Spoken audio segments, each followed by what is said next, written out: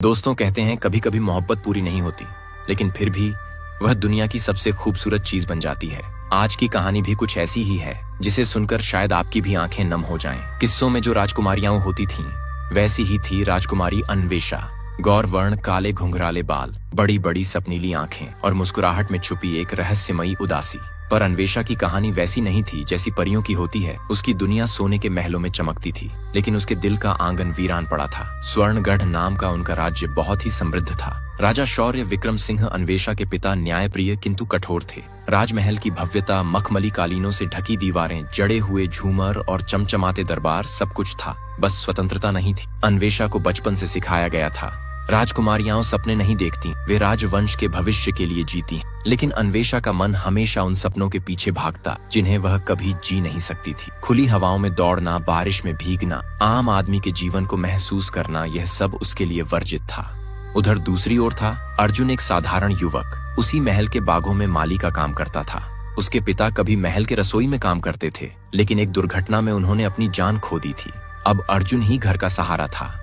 उसकी आंखों में दुनिया को बदलने का सपना था, पर जीवन उसे बस 2 वक्त की रोटी की जद्दोजहद तक सीमित कर चुका था। अर्जुन के हाथ खुरदुरे थे, पर दिल नर्म मिट्टी जैसा।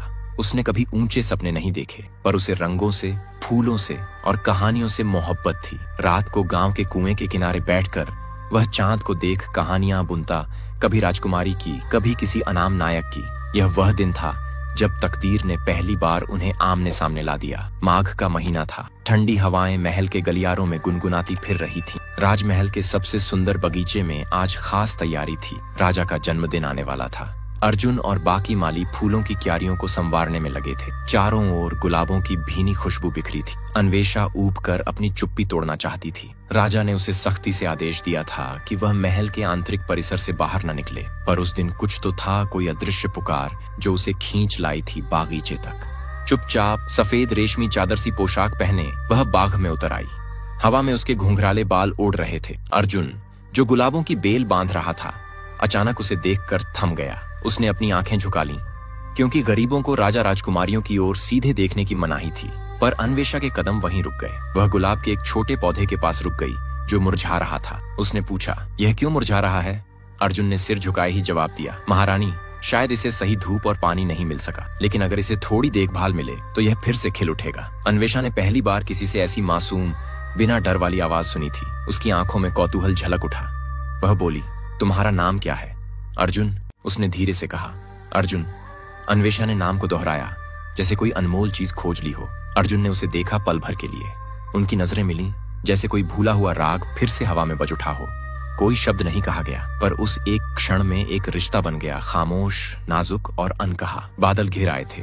पहली बूंद गिरी अन्वेषा के हाथ पर, फिर एक और फिर झमाझम बारिश। अन्वेषा, जो हमेशा बारिश से दूर रखी जाती थी, एक पल को सब कुछ भूल गई। उसने अपनी हथेलियां फैलाकर बारिश को छूने दिया। हंसी की एक धीमी लहर उसके चेहरे पर दौड़ गई और अर्जुन उसे देखता रहा, मंत्रमुग्ध होकर। बारिश थम चुकी थी, पर अन्वेषा के मन में जो हलचल उठी थी, वह अब थमने वाली नहीं थी। उस दिन के बाद भी रोज जब भी मौका मिलता, वह बगीचे की ओर चली आती, कभी एक बहाना बनाकर, कभी बिना किसी कारण के। अर्जुन भी समझने लगा था कि यह केवल संयोग नहीं है, पर उसका दिल डरता था। डर इसलिए था कि कहीं यह सपना ना हो जो टूट जाए। महल के बाग में अब एक कोना उनका छुपा संसार बन गया था। छोटा सा आम का पेड़ था वहां, जिसकी छांव में वो दोनों कभी चुपचाप बैठते, कभी धीमे धीमे बातें करते। एक दिन अन्वेषा ने अर्जुन से पूछा, तुम्हारा सबसे बड़ा सपना क्या है? अर्जुन ने मुस्कुराकर कहा, बस इतना कि जब मैं आसमान देखूं तो मुझे भी लगे कि ये मेरा है, कि मैं भी किसी के लिए मायने रखता हूँ। अन्वेषा देर तक उसे देखती रही। उस दिन उस साधारण से लड़के में उसे वो साहस दिखा जो सोने के सिंहासनों पर बैठे राजकुमारों में नहीं दिखता था। धीरे धीरे वे बातें बढ़ने लगीं। अर्जुन उसे कहानियां सुनाता, खेतों की, बारिश की, खोए हुए गांवों की। अन्वेषा उसे अपने सपने बताती। काश मैं भी आम लोगों की तरह मेले में जा पाती, बिना सजी हुई गाड़ियों के, बिना सैनिकों के डर के। एक दिन अर्जुन ने धीरे से कहा, राजकुमारी, कभी मौका मिले तो मैं तुम्हें गांव का सबसे सुंदर मेला दिखाऊंगा, जहां लोग खुशी के लिए नाचते हैं, न कि दिखावे के लिए। अन्वेषा की आंखें चमक उठीं, पर फिर एक छाया उनके बीच आकर खड़ी हो जाती। उनकी दुनिया अलग थी। एक राजकुमारी और एक माली का बेटा। समाज उन्हें एक दूसरे के करीब होने की इजाजत नहीं देगा, वे जानते थे। फिर भी दिल कहता था, एक बार तो जी लें, जी भर कर। एक दिन जब अन्वेषा बाग में पहुंची, अर्जुन ने कांपते हाथों से उसे एक छोटी सी चीज दी, एक कांच का लटकता मोती। जिसे उसने नदी के किनारे से चुनकर खुद साफ किया था। यह कुछ खास नहीं, अर्जुन हड़बड़ाया। पर अन्वेषा ने मोती को हथेली में रखते हुए कहा, यह सबसे अनमोल है अर्जुन, क्योंकि यह दिल से दिया गया है। उसने मोती को अपने दुपट्टे के पल्लू में बांध लिया, जैसे वह कोई गहना नहीं, अपना भाग्य बांध रही हो। छुप छुप कर मिलने की आदत अब हर दिन एक नया डर और एक नई उम्मीद लाता। अर्जुन सावधानी से काम करता था ताकि किसी को शक न हो। अन्वेषा कभी कभी महल से बहाना बनाकर निकलती, जैसे बगिया में फूल चुनने का आदेश हो। उनकी मुलाकातें बारिश की बूंदों जैसी थीं, छोटी, चुपचाप गिरती, पर जमीन में गहरी जड़ें छोड़ती। एक शाम जब सूरज डूब रहा था, अर्जुन ने चुपचाप पूछा, अगर एक दिन सब कुछ खत्म हो जाए, अगर तुम्हें फिर से मुझे कभी देखने न मिले, तो भी क्या तुम मुझे याद रखोगी? अन्वेषा ने उसकी ओर देखा। उसकी आंखों में एक भी आंसू बिना गिरे तैर रहा था। वह बोली, तुम मेरी हर धड़कन में रहोगे, चाहे ये दिल धड़कना भी छोड़ दे, तुम उसमें हमेशा गूंजते रहोगे। लेकिन हर कहानी में एक तूफान आता है। उनकी मासूम दुनिया को तोड़ने के लिए पहली चिंगारी तब भड़की जब रानी की एक दासी ने बगिया में उन्हें साथ बैठा देख लिया। राजमहल के गलियारों में अफवाहें गूंजने लगीं। राजकुमारी किसी माली से बात करती है, यह राज्य का अपमान है। राजा शौर्य विक्रम सिंह तक भी बात पहुंच गई। उनके माथे पर बल पड़ गए। मेरी बेटी, मेरे खानदान की शान, एक नौकर के बेटे से दोस्ती कर रही है।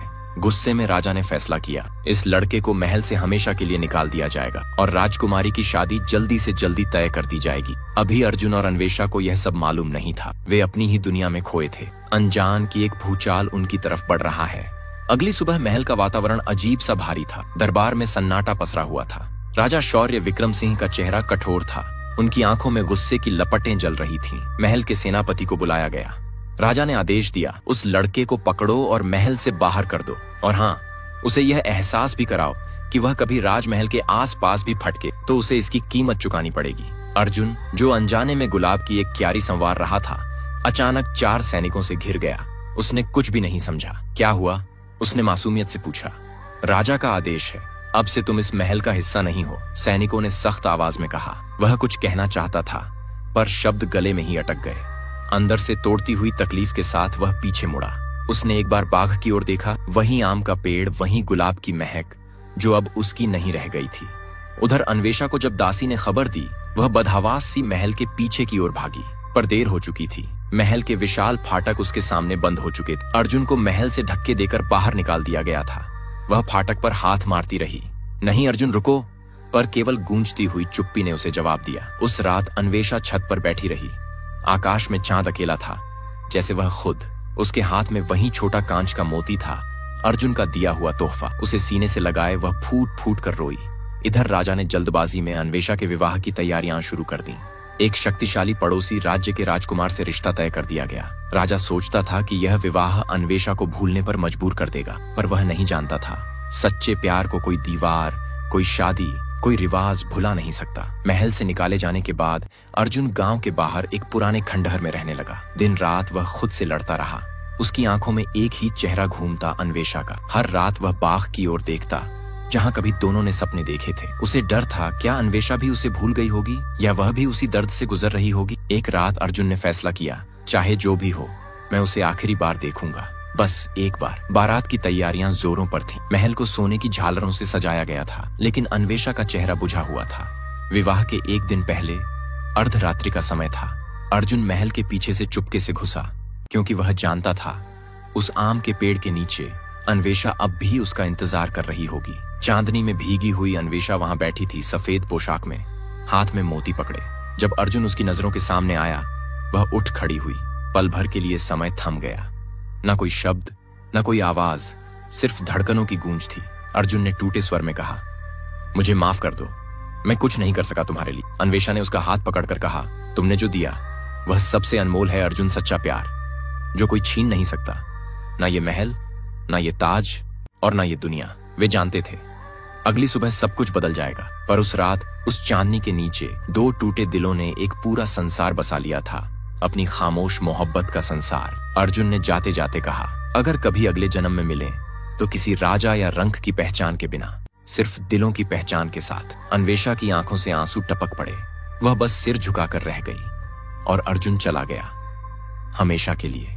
अगली सुबह अन्वेषा ने विवाह मंडप के सामने खड़ी होकर वह मोती अपनी मुट्ठी में भींचा और मन ही मन एक वचन लिया, जिस्म किसी का भी हो, रूह हमेशा अर्जुन की रहेगी। अगले दिन सुबह का सूरज निकला, पर महल के गलियारों में अजीब सी उदासी पसरी हुई थी। संगीत बज रहा था, शहनाइयां गूंज रही थीं, लेकिन अन्वेषा का दिल चुप था, बिल्कुल चुप। वह सोने के जड़ाऊ वस्त्रों में सजी थी, गहनों से लदी हुई, सिर पर भारी मुकुट रखा था, पर उसकी आंखें खाली थीं। आज उसका विवाह था। उधर अर्जुन दूर किसी पहाड़ी गांव में पहुंच चुका था। उसके पास न घर था, न उम्मीद, सिर्फ एक टूटी फूटी बांसुरी थी जिसमें वह अपनी उदासी को सुरों में बहाने की कोशिश करता था।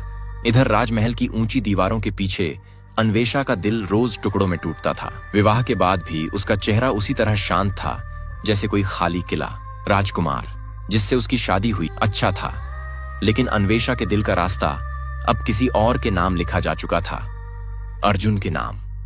रात के सन्नाटों में वह खिड़की से आसमान को देखती थी और फुसफुसाती थी, अर्जुन कहाँ हो तुम? अर्जुन ने एक छोटा सा खेत लिया था गांव में। दिन भर मिट्टी में खपता, रात को थक कर गिर जाता, पर जब भी हवा चलती उसे महसूस होता जैसे कोई धीरे से पुकार रहा हो। अर्जुन, वह जानता था दूर कहीं कोई है जो उसी की तरह तड़प रहा है।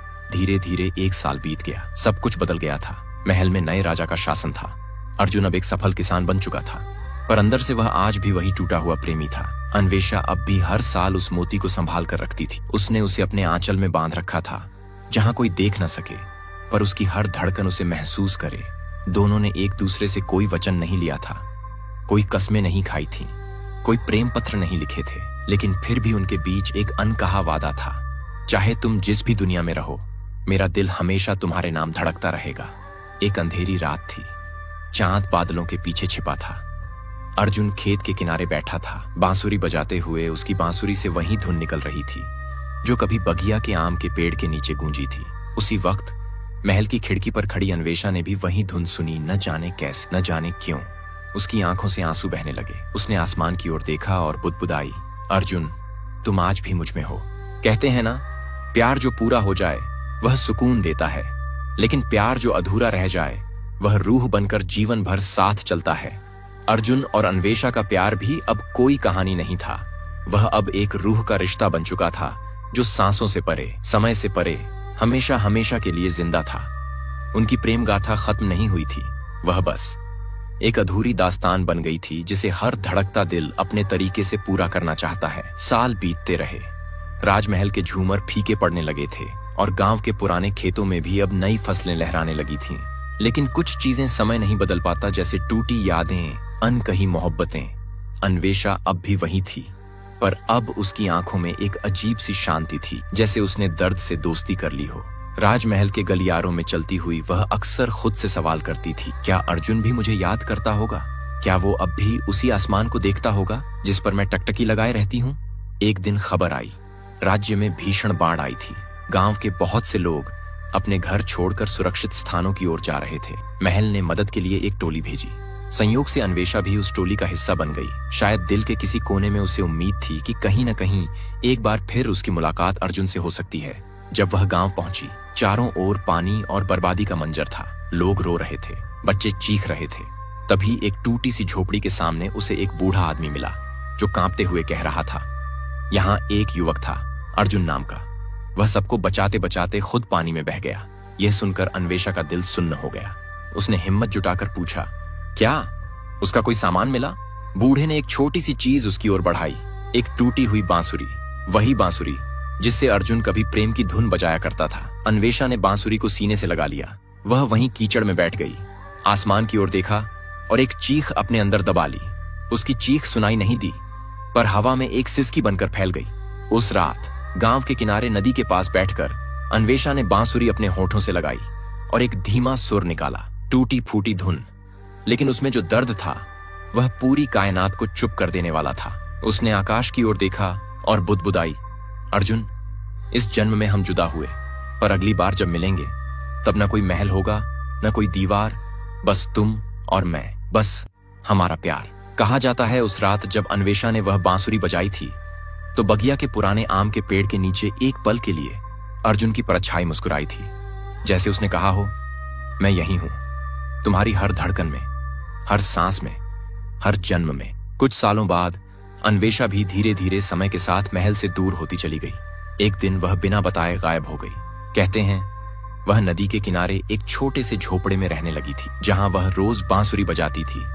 जैसे किसी को बुला रही हो। शायद वह जानती थी सच्चा प्यार कभी मरता नहीं, वह रूह में बस जाता है। उनकी प्रेम गाथा अधूरी रही, पर उनकी आत्माएं हमेशा हमेशा के लिए एक हो गईं।